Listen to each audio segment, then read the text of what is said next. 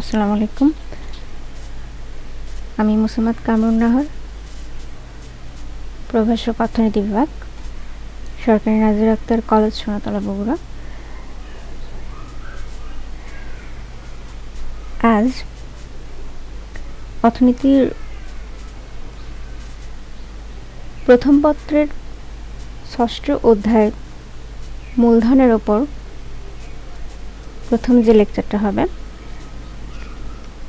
সেটাতে সবাইকে স্বাগত। আমরা জানি যে পুরো বিশ্ব এখন এক মহামারীতে আচ্ছন্ন হয়ে আছে, তাই আমরা যে যার অবস্থান থেকে আমাদের স্বাভাবিক জীবনযাত্রা অব্যাহত রাখব।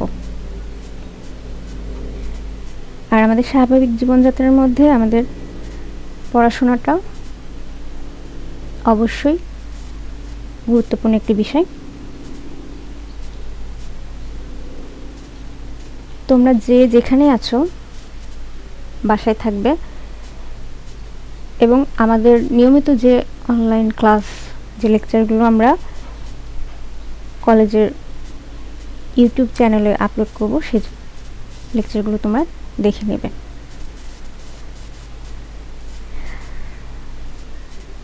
আজকের লেকচারের প্রথম সেটা হচ্ছে মূলধনের সংজ্ঞা। আমরা সাধারণত জানি যে উৎপাদনের উপাদান হচ্ছে 4টি: ভূমি, শ্রম, মূলধন ও সংগঠন। এই 4টি উপাদানের মধ্যে মূলধন হচ্ছে তৃতীয় উপাদান এবং একটি গুরুত্বপূর্ণ উপাদান। মূলধনের সংজ্ঞায়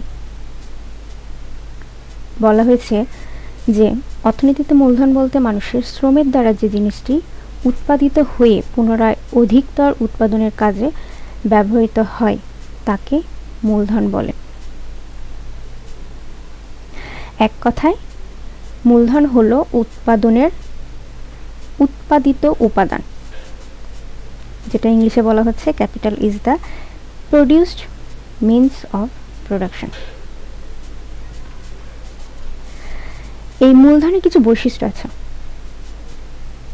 এই বৈশিষ্ট্যগুলোর মধ্যে প্রথম যে বৈশিষ্ট্যটা হচ্ছে সেটা হচ্ছে মূলধন হচ্ছে উৎপাদনের উৎপাদিত উপাদান। উৎপাদনের উৎপাদিত উপাদান বলতে বোঝাচ্ছে কোনো জিনিস যেটা উৎপাদন হওয়ার পর পুনরায় উৎপাদন কাজে ব্যবহৃত হয় তাকে বলা হয় মূলধন। যেমন যন্ত্রপাতি, কোনো একটা যন্ত্রপাতি উৎপাদন করার পর সেই যন্ত্রটা দিয়ে যদি আবার উৎপাদন করা হয় তখন সেই যন্ত্রপাতিকে আমরা মূলধন বলে থাকি। এর পরের যে বৈশিষ্ট্য সেটা হচ্ছে মূলধন উৎপাদনশীল। আমি যন্ত্রপাতি দিয়ে যেহেতু উদাহরণটা দিয়েছি, আবার আমি সেটাই ব্যবহার করছি। মূলধন নিজেই হচ্ছে উৎপাদন করতে পারে।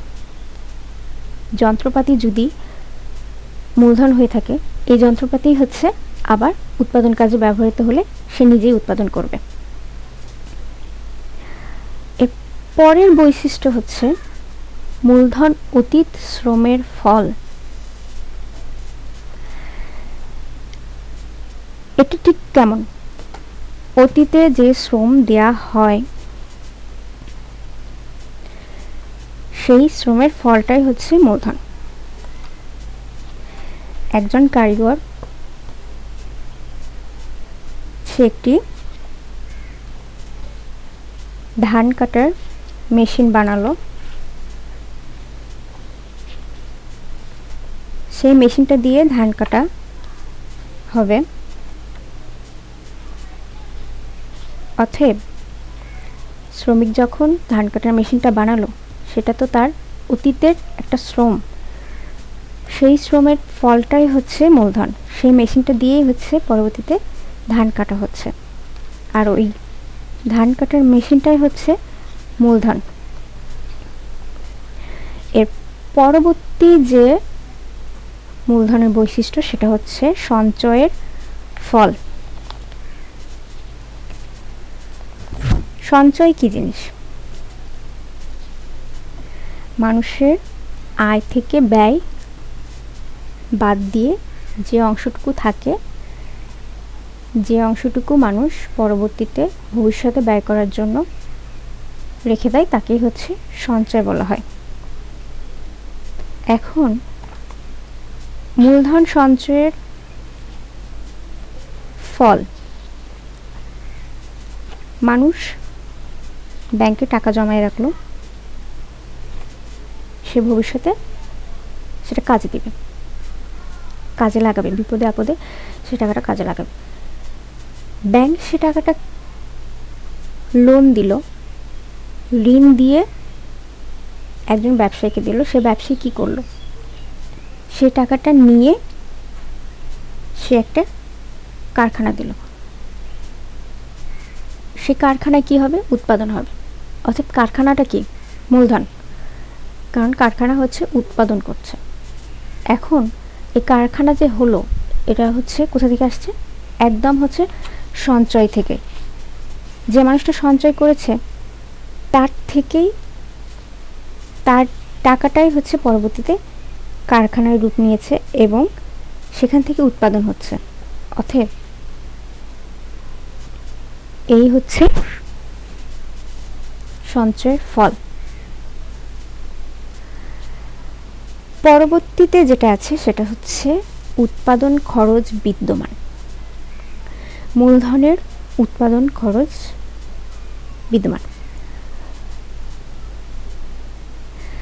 অনেক সময় ভূমির যোগান দাম ধরা হয় না, তাই ভূমির কোনো উৎপাদন ব্যয় নেই মনে করা হয়, কিন্তু মূলধন মানুষের দ্বারা উৎপাদিত এবং পুনরায় উৎপাদন কাজে ব্যবহৃত হয়, তাই মূলধনের উৎপাদন খরচ অবশ্যই বিবেচনা করতে হবে।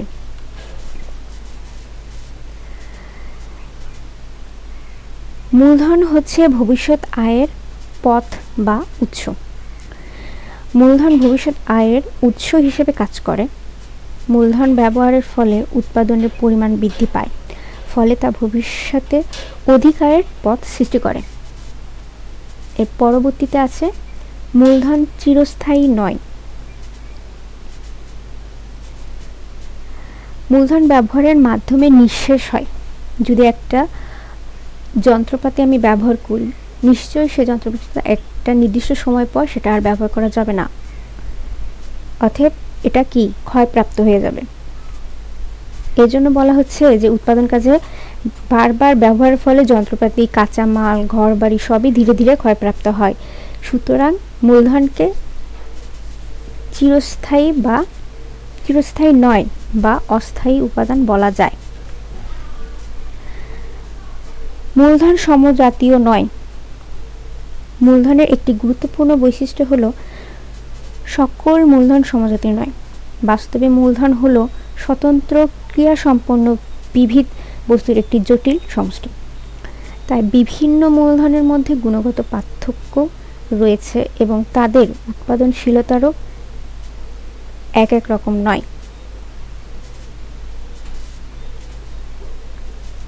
এর পরবর্তী বৈশিষ্ট্য হচ্ছে মূলধন গতিশীল।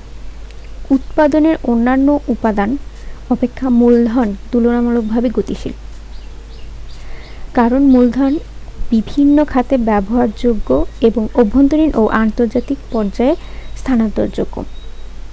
যদি একটি যন্ত্রপাতির কথাই ভাবি আমরা মূলধন হিসেবে, সেই যন্ত্রপাতিটা আমরা এক দেশ থেকে অন্য দেশে নিয়ে যেতে পারি। বাংলাদেশের মধ্যে যদি হয়, এক জেলা থেকে অন্য জেলায় নিয়ে যেতে পারি। এই জন্য বলা হচ্ছে যে মূলধন গতিশীল।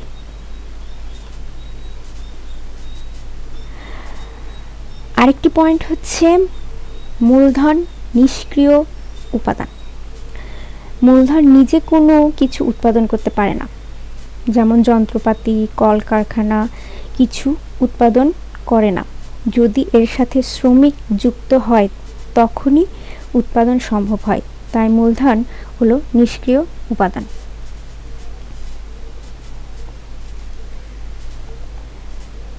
এর পরের যে বিষয়টা আসছে সেটা হচ্ছে মূলধনের কার্যাবলী ও গুরুত্ব।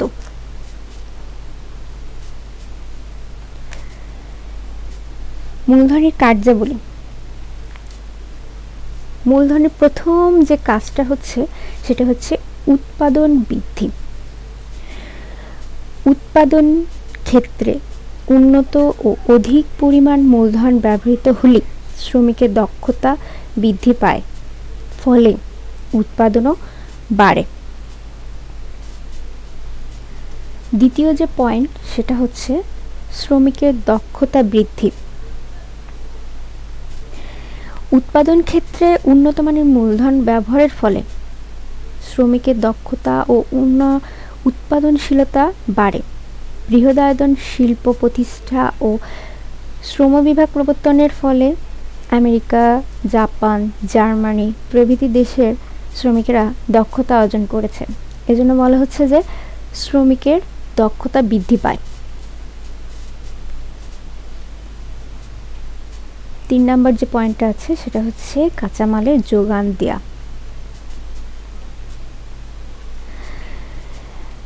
মূলধন সাধারণত কাঁচামালের যোগান দেয়। যদি আমি কিছুক্ষণ আগে বলেছি যে ধান কাটার মেশিনের উদাহরণ দিয়েছিলাম, সেখানে বলেছি যে যদি ধান কাটার মেশিনটা হচ্ছে মূলধন হয়, তাহলে সে ধান কেটে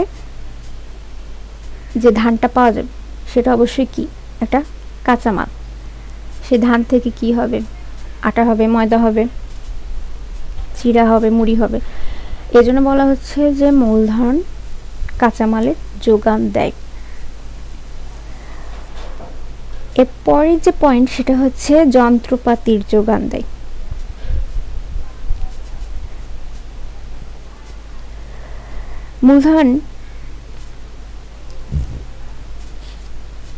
মূলধনকে আমরা হচ্ছে প্রবৃদ্ধির চালিকা শক্তি বা ইঞ্জিন অফ গ্রোথ বলে থাকি। এখন এই মূলধন হচ্ছে, আমি ধান কাটার যে মেশিনটা বানালাম, অবশ্যই সেই মেশিন বানানোর জন্য আমার অনেক যন্ত্রপাতি লেগেছে। বা আমি যদি এখানে ধান কাটার মেশিনের উদাহরণ না দিয়ে যদি বলি যে হচ্ছে কম্পিউটার বানালাম বা অন্য কিছু বানালাম, সেক্ষেত্রে বলা হচ্ছে যে যন্ত্রপাতির যোগান দেয়। যন্ত্রপাতি থেকে যখন হচ্ছে অন্য একটা যন্ত্রপাতি তৈরি করা হয়, তখনই বলা হচ্ছে যে মূলধন যন্ত্রপাতির যোগান দেয়। এর পরের পয়েন্ট যেটা হচ্ছে বৃহদায়তন উৎপাদনের সহায়তা করে মূলধন।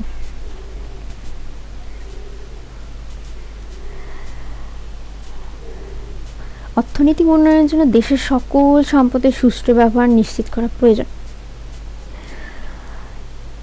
এই জন্যে শিল্পোন্নয়ন মূলত মূলধনের উপর নির্ভরশীল, কেননা মূলধনের যোগান বাড়লে নতুন নতুন শিল্প কারখানা গড়ে ওঠে। আর সেক্ষেত্রে দেখা যাচ্ছে বৃহদায়তন, আর যত বেশি শিল্প কারখানা গড়ে উঠবে উৎপাদন তত বাড়বে, এবং বড় বড় শিল্প কারখানা গড়ে উঠবে যেখানে হবে বৃহদায়তন উৎপাদনে সহায়তা করবে। এরপরের যেটা পয়েন্ট সেটা হচ্ছে শ্রম বিভাগ প্রবর্তন। অধিক পরিমাণ মূলধন ব্যবহৃত হলে উৎপাদন পদ্ধতিকে ক্ষুদ্র ক্ষুদ্র অংশে বিভক্ত করা যায়, ফলে বিভিন্ন অংশের দায়িত্ব বিভিন্ন শ্রমিক শ্রেণীর উপর ন্যস্ত করা যায়। আমি যদি উৎপাদন ক্ষেত্রে অধিক মূলধন ব্যবহার করি, তাহলে আমি শ্রমিকদেরকে ভাগ করে দিতে পারবো কোন শ্রমিক কি কাজ করবে, এবং প্রত্যেকটা শ্রমিক যদি আলাদা আলাদা কাজ করে তাদের দক্ষতা বাড়বে সে কাজের, এবং একেই বলা হচ্ছে যে শ্রম বিভাগ প্রবর্তন করা যাবে। মূলধনের কার্যাবলী ও গুরুত্বের মধ্যে আরেকটি পয়েন্ট আসছে, সেটা হচ্ছে সময় সংক্ষেপ। মূলধন ব্যবহার করলে উৎপাদনের সময়টা কম লাগে। ধান যদি হাতে কাটা হয় তাহলে সময় নিশ্চয়ই বেশি লাগবে, কিন্তু ধান কাটার মেশিন যখন ব্যবহার করা হবে তখন সময় কম লাগবে। এজন্য বলা হচ্ছে মূলধনের কার্যাবলীর মধ্যে মূলধন উৎপাদনের সময়কে সংক্ষেপ করে। মূলধন কার্যাবলীর আরেকটি পয়েন্ট হচ্ছে কর্মসংস্থান বৃদ্ধি। অধিক হারে মূলধন গঠিত হলে দেশে নতুন নতুন শিল্প কারখানা, রাস্তাঘাট, ব্যবসা বাণিজ্যের সম্প্রসারণ ঘটে, ফলে কর্মসংস্থান সৃষ্টি হয় এবং বেকারত্ব হ্রাস পায়। এর পরের পয়েন্ট যেটা হচ্ছে উৎপাদনের ধারাবাহিকতা রক্ষা। উৎপাদন ক্ষেত্রে সঠিক মূলধন ব্যবহৃত হলে উৎপাদন অবিরাম গতিতে চলতে থাকে, ফলে উৎপাদনের ধারাবাহিকতা বজায় থাকে। অর্থনৈতিক উন্নয়নে মূলধনের গুরুত্ব অনেক বেশি। আধুনিক ও উন্নত উৎপাদন ব্যবস্থা প্রসারের জন্য মূলধন ব্যবহার অপরিহার্য। এর পরের যেটা পয়েন্ট সেটা হচ্ছে উদ্ভাবন। উদ্ভাবন বলতে পারি বা হচ্ছে আবিষ্কারের সূচনা করে এমন পয়েন্টও বলতে পারি। এখানে মূলধন শ্রমিকের দক্ষতা বৃদ্ধি ও জীবনযাত্রার মান উন্নয়নের ফলে শ্রমিকদের অনুসন্ধান ইচ্ছুক সৃষ্টি হয়। শ্রমিকদের মধ্যে কৌতূহল সৃষ্টি হয় যে কিভাবে অন্য একটি আবিষ্কার করা যায় বা কিভাবে যন্ত্রটাকে ডেভেলপ করা যায়। একই যন্ত্র দিয়ে বারবার কাজ করার ফলে নতুন নতুন যন্ত্রপাতি ও কৌশল আবিষ্কার করতে পারে শ্রমিকরা। এজন্যই বলা হচ্ছে যে মূলধনের কার্যাবলী হচ্ছে উদ্ভাবনকে উৎসাহিত করে। পরের যে পয়েন্ট সেটা হচ্ছে উৎপাদন খরচ হ্রাস পায়।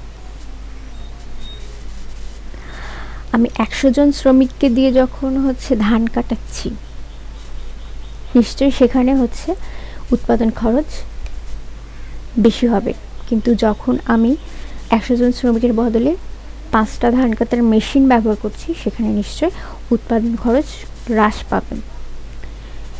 এজন্যই বলা হচ্ছে যে উৎপাদন ক্ষেত্রে অধিক মূলধন ব্যবহারের ফলে উৎপাদন বৃদ্ধি পায়। এজন্য উৎপাদনের গড় ব্যয় কমে যায়, জনসাধারণ কম দামে পণ্য ক্রয় করতে পারে এবং মোট সামাজিক কল্যাণ বৃদ্ধি পায়। এর পরের পয়েন্ট প্রাকৃতিক সম্পদের উত্তম ব্যবহার। আমরা জানি যে হচ্ছে অর্থনৈতিক উন্নয়নের জন্য দেশের সকল সম্পদের সুষ্ঠু ব্যবহার নিশ্চিত করা প্রয়োজন। যেমন খনিজ, বনজ, জলজ সম্পদ সহ সকল প্রাকৃতিক সম্পদের পূর্ণ ব্যবহার একমাত্র মূলধনের ব্যাপক ব্যবহারের মাধ্যমেই সম্ভব। এই সকল সম্পদ আহরণ, উত্তোলন ও ব্যবহার করতে মূলধনের গুরুত্ব অপরিসীম। এর পরের পয়েন্টটা হচ্ছে জীবনযাত্রার মান বৃদ্ধি। অধিক মূলধন ব্যবহারের ফলে শ্রমিকের উৎপাদনশীলতা বৃদ্ধি পায়, যেটা আগে বলা হয়েছে। আর হচ্ছে যখন উৎপাদনশীলতা বৃদ্ধি পায় তখন শ্রমিকের মজুরি বাড়ে এবং শ্রমিকের জীবনযাত্রার মান উন্নত হয়। আর্থ সামাজিক অবকাঠামোর উন্নয়ন। অর্থনৈতিক উন্নয়নের জন্য তো সুদৃঢ় অর্থনৈতিক ও সামাজিক বুনিয়াদ গঠন করা প্রয়োজন। উন্নত যোগাযোগ ব্যবস্থা ও পরিবহন ব্যবস্থা, বিদ্যুৎ শক্তি, সেচ ব্যবস্থা, শিক্ষা, স্বাস্থ্য, ব্যাংক প্রভৃতি মৌলিক শিল্প কারখানা গঠন করতে মূলধনের একান্ত প্রয়োজন আছে, যেটা আমরা সবাই জানি। পুঁজিবাদী ব্যবস্থার মূলধনের গুরুত্ব। পুঁজিবাদী ব্যবস্থাটা হচ্ছে যেখানে মূল লক্ষ্য, উৎপাদনের মূল লক্ষ্যই হচ্ছে মুনাফা করা। আর এই পুঁজিবাদী ব্যবস্থায় মূলধনের গুরুত্ব অপরিসীম। মূলধন ব্যবহার, উৎপাদন ক্ষেত্রে মূলধনের ব্যবহার যত হবে উৎপাদন ব্যয় তত হ্রাস পাবে, এবং উৎপাদন ব্যয় যদি হ্রাস পায় এবং ওই উৎপাদিত পণ্যটা যদি বেশি দামে বিক্রি করা যায় তাহলে মুনাফাটা বেশি আসবে। এজন্য বলা হচ্ছে যে পুঁজিবাদী ব্যবস্থায় মূলধনের গুরুত্ব অপরিসীম।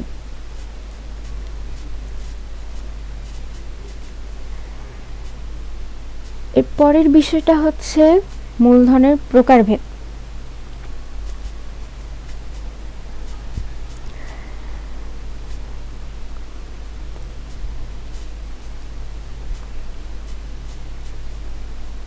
প্রথমেই স্থায়িত্বের ভিত্তিতে মূলধনকে দুই ভাগে ভাগ করা হচ্ছে। প্রথমটা হচ্ছে স্থায়ী মূলধন ও দ্বিতীয়টা হচ্ছে চলতি, কার্যকারী বা পরিবর্তনশীল মূলধন। স্থায়ী মূলধনটা কি? স্থায়ী মূলধন হচ্ছে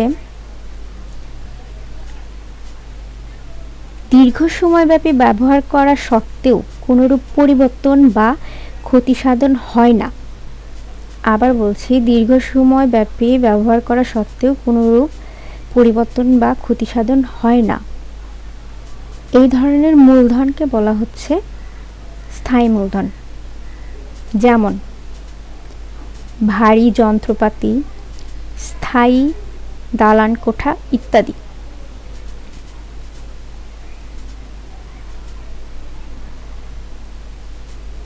চলতি মূলধন কাকে বলে? চলতি মূলধন বলতে মোট মূলধনের সেই অংশকে বোঝায় যা কোনো চূড়ান্ত পণ্যদ্রব্য উৎপাদন সরাসরি একবার মাত্র ব্যবহার হয়, যেমন কাঁচামাল। ব্যবহারের ভিত্তিতে মূলধনকে দুই ভাগে ভাগ করা হয়েছে। একটা হচ্ছে নিমজ্জিত মূলধন আর একটা হচ্ছে ভাসমান মূলধন। নিমজ্জিত মূলধনকে হচ্ছে আবদ্ধ মূলধন আর ভাসমান মূলধনকে হচ্ছে অনাবদ্ধ মূলধন বলা যায়। নিমজ্জিত মূলধনটা কি জিনিস? যে মূলধন দ্রব্যের অত্যন্ত সীমিত ব্যবহার এবং একটি নির্দিষ্ট পণ্য উৎপাদনে ব্যবহৃত হয় তাকে নিমজ্জিত, আবদ্ধ বা ডুবন্ত মূলধন বলা হয়। আবার বলছি আমি, যে মূলধন দ্রব্যের অত্যন্ত সীমিত ব্যবহার এবং একটি নির্দিষ্ট পণ্য উৎপাদনে ব্যবহৃত হয় তাকে ডুবন্ত বা নিমজ্জিত মূলধন বলা হয়।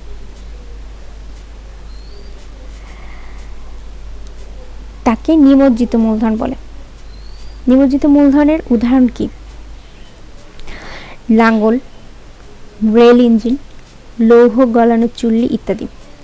কাঠের লাঙ্গল কেবল জমি চাষের কাজে লাগে, অন্য কোনো কাজে লাগে না। অর্থাৎ এই মূলধনটা মাত্র একটি কাজে ব্যবহৃত হয়। রেল ইঞ্জিন কেবল রেলের বগি বা রেলগাড়ি টানার কাছে লাগে, অন্য কোনো কাজে লাগে না। অতএব এই মূলধনও নিমজ্জিত বা নিমজ্জমান আবদ্ধ মূলধন। ভাসমান মূলধন বা অনাবদ্ধ মূলধন কি? যে মূলধন যে কোনো জায়গায় ব্যবহার করা যায় তাকে ভাসমান মূলধন বলা হয়। যেমন কাঁচামাল, বিদ্যুৎ, কয়লা ইত্যাদি। এ ধরনের মূলধন যে কোনো জায়গায় ব্যবহার করা যায়। মালিকানার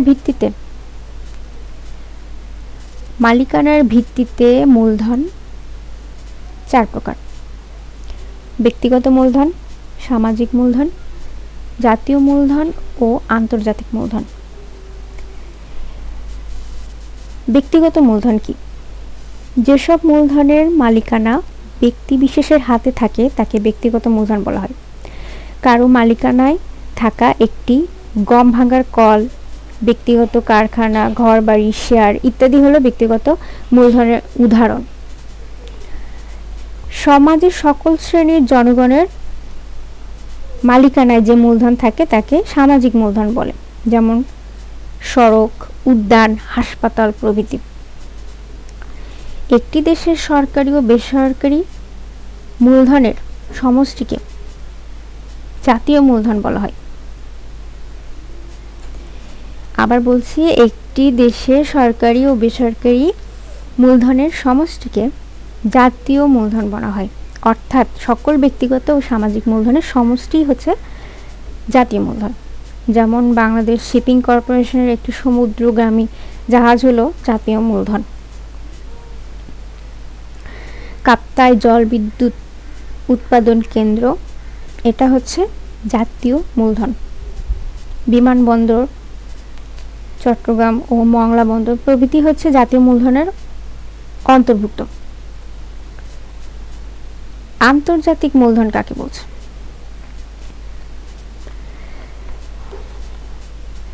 আন্তর্জাতিক মূলধন হচ্ছে যে মূলধনটা পুরো বিশ্ব ব্যবহার করতে পারে, বা যে মূলধনের মালিক পুরো বিশ্ব, যেমন বিশ্ব ব্যাংক, আন্তর্জাতিক মুদ্রা তহবিল ইত্যাদি। ভোগের ভিত্তিতে মূলধন দুই প্রকার, একটা হচ্ছে উৎপাদক মূলধন আর দ্বিতীয়টি হচ্ছে ভোগ্য মূলধন। প্রডিউসার্স ক্যাপিটাল অ্যান্ড হচ্ছে কনজিউমার্স ক্যাপিটাল। যেসব মূলধন প্রত্যক্ষভাবে উৎপাদন কাজে ব্যবহৃত হয় তাকে উৎপাদক মূলধন বলে, যেমন কারখানা, ভবন, যন্ত্রপাতি, কাঁচামাল ইত্যাদি। এসব জিনিস প্রত্যক্ষভাবে উৎপাদন কাজে ব্যবহৃত হয়।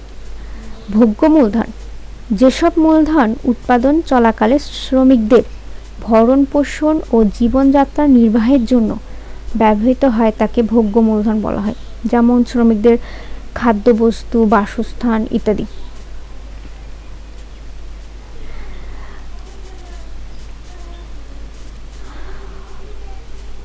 ওপরের উল্লেখিত মূলধনগুলো ছাড়াও আরও কিছু মূলধন বইয়ে আছে, সেগুলো হচ্ছে ঘূর্ণায়মান মূলধন, প্রকৃত মূলধন, তারল্য বা অর্থ মূলধন। তারল্য বা অর্থ মূলধন যেটা বলা হচ্ছে সেটা সম্ভবত টাকা পয়সাকেই বোঝানো হচ্ছে, টাকাকেই বোঝানো হচ্ছে যে তারল্য বা অর্থ মূলধন।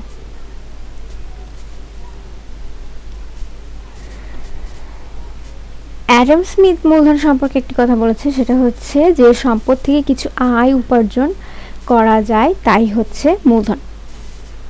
আবার বলছি যে যে সম্পদ থেকে কিছু আয় উপার্জন করা যায় সেটাই হচ্ছে মূলধন।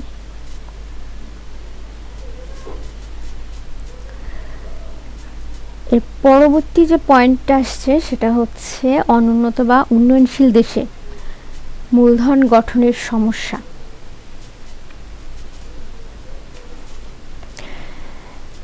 অনুন্নত বা উন্নয়নশীল দেশে কেন মূলধন গঠনের সমস্যা হয় বা কেন মূলধন গঠন করা সহজ হয় না,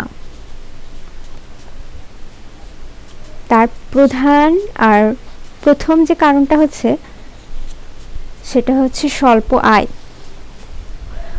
অনুন্নত বা উন্নয়নশীল দেশে যে মানুষগুলো বসবাস করে তাদের আয় কম, এবং আয় কম বলে তাদের সঞ্চয় কম। আর আমরা জানি যে মূলধন হচ্ছে সঞ্চয়ের ফল, আর সঞ্চয় যদি কম হয় তাহলে মূলধন অবশ্যই কম হবে। এই জন্য অনুন্নত বা উন্নয়নশীল দেশে মূলধন গঠনের সমস্যা হয় এবং মূলধন গঠন কম হয়। দ্বিতীয় যে পয়েন্ট সেটা হচ্ছে সঞ্চয় প্রবণতা কম। প্রথম যে পয়েন্টটা বললাম যে আয় কম, শুধু আয় কম হলেই হবে না, মানুষের আয় কম হলে অনেক মানুষ চায় না হচ্ছে সঞ্চয় করতে। কিছু কিছু মানুষের হচ্ছে মেন্টালিটি এমন যে হচ্ছে আয় এখন করব, খেয়ে ফেলবো সব, ভবিষ্যতের জন্য রেখে কি লাভ। অনুন্নত বা উন্নয়নশীল দেশের মানুষজনগুলো সাধারণত অর্ধশিক্ষিত বা হচ্ছে পড়াশোনা জানে না এমন মানুষজন হয়। তাদের শিক্ষা ব্যবস্থা হচ্ছে দুর্বল হওয়ার কারণে সেজন্য তারা হচ্ছে একটা অনিশ্চয়তার মধ্যে থাকে। এজন্য তারা হচ্ছে সঞ্চয় কম করতে চায়।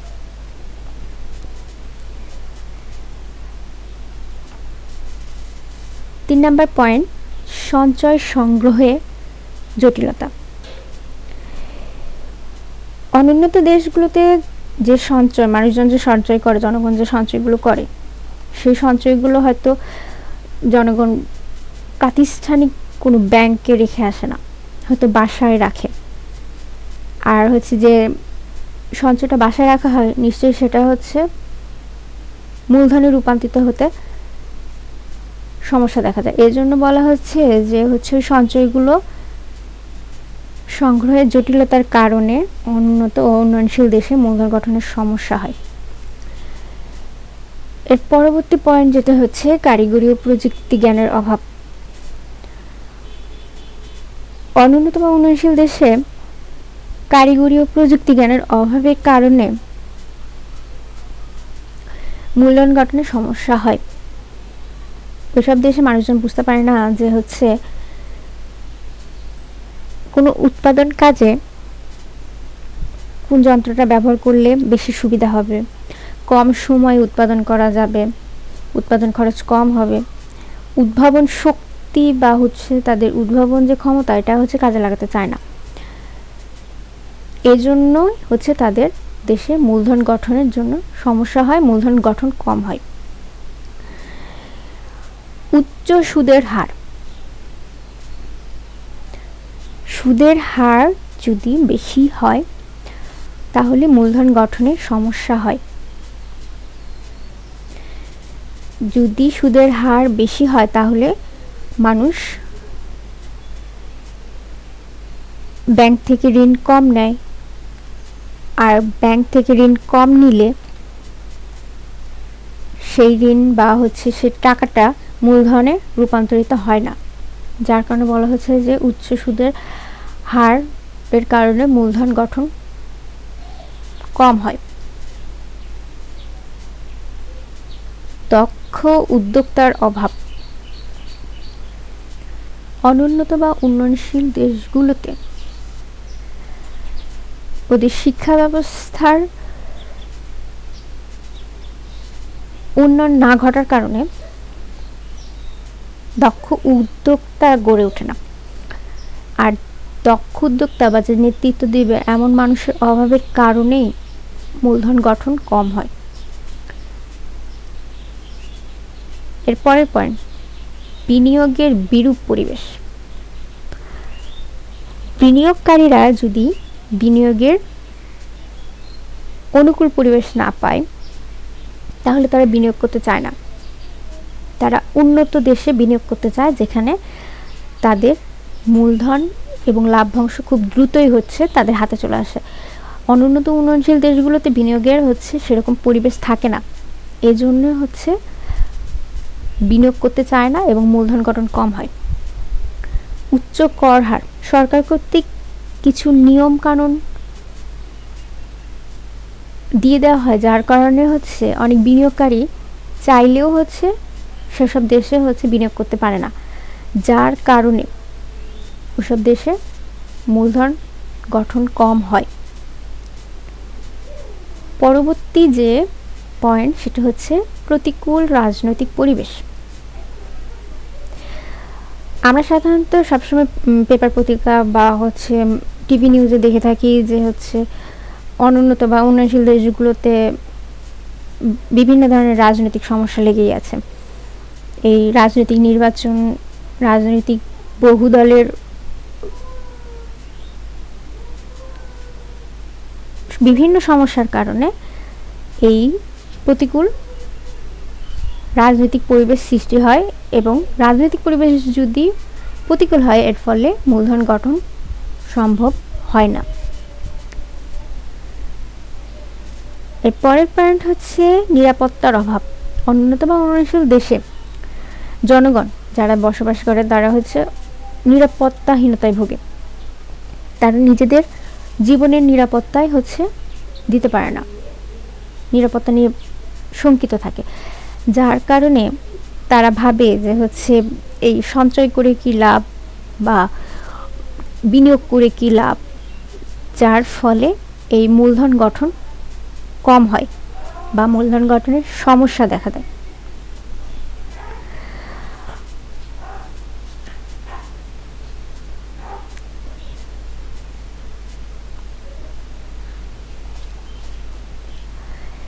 উৎপাদন ও আয়।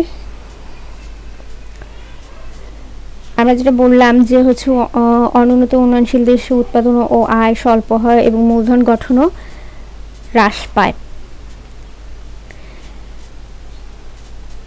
এর ফলে বলা হচ্ছে যে উল্লেখিত কারণ ছাড়াও বৈদেশিক সাহায্য, বৈদেশিক বিনিয়োগের স্বল্পতা, সম্পদের অপচয় এবং অনুন্নত অবকাঠামো ইত্যাদি কারণে বাংলাদেশের মূলধন গঠন বাধাগ্রস্ত হয়।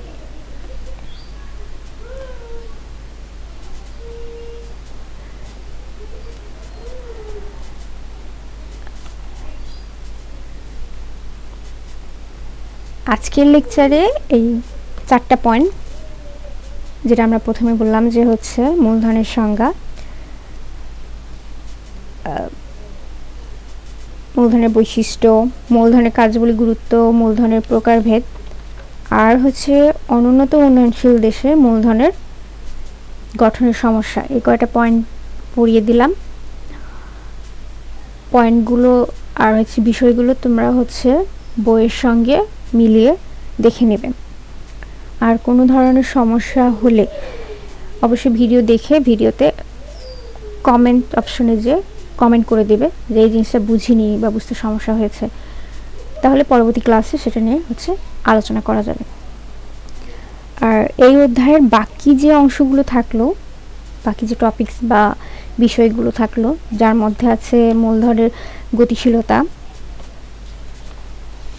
মূলধন গঠন, মূলধনের যোগান, এই বিষয়গুলো আমি নেক্সট অনলাইন ক্লাসে বা নেক্সট লেকচারে জিনিসগুলো নিয়ে আলোচনা করা হবে। তোমরা সবাই বাসায় থাকবে, নিজের পরিবারকে সুস্থ রাখবে, নিজেকে সুস্থ রাখবে, এটাই আশা করছি। সবাই ভালো থেকো। আল্লাহ হাফেজ।